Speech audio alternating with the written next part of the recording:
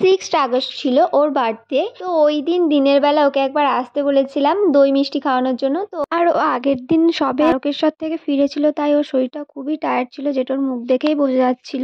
বিকালবেলা কেক ফুল এইসব কিনে এনেছিলাম। তারপর সেলিব্রেশন শুরুই তো আসলে সন্ধেবেলায়। তো এই প্রথমবার একা আর কি সবকিছু ডেকোরেশন করেছিলাম। আমি বেলুন ফোলাতে খুবই ভয় পাই, কিন্তু তাও ওর জন্য ভালো করে ডেকোরেশন করার জন্য আমি বেলুনটা ফুলিয়েছিলাম আর অনেকটাই ভয়ে ভয়ে বেলুন ফোলাচ্ছিলাম। দেখো এইটা আমার একদম ফাইনাল ডেকোরেশন। কেমন হয়েছে তোমরা কিন্তু কমেন্টে জানিও। তারপর এই যে ওর এন্ট্রি, আর আমি তো স্প্রে আনতে ভুলেই গেছিলাম, কি আর করা যাবে। যাই হোক, তারপর ওকে আমি জিজ্ঞাসা করছিলাম যে তোর এই ডেকোরেশনটা কেমন লাগলো বল, আমি পুরোটাই একা একা করেছি। তো এখানেও সেটাই বলছিল। আর দেখো এখনো পর্যন্ত আমি রেডি হইনি।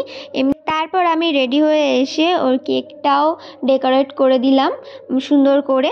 তারপর দেখো নিজের কেক নিজেই ও নাকি মোমবাতি জ্বালাচ্ছে কারণ আমি ক্যামেরা ধরেছিলাম। তারপর বললাম নে এবার কেক কাট। তো এখানে কেক কাটছিল। আর হ্যাঁ, এখানে কিন্তু আমার মা ছিল, আমার ঠাম্মা ছিল।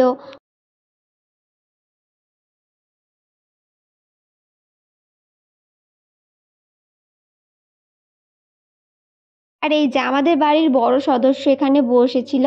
কেক কাটার পর আমি ওকে এই ফুলটা দিলাম। তারপর হচ্ছে মেন গিফট, এইটা ওর জন্য আমি বানিয়েছিলাম।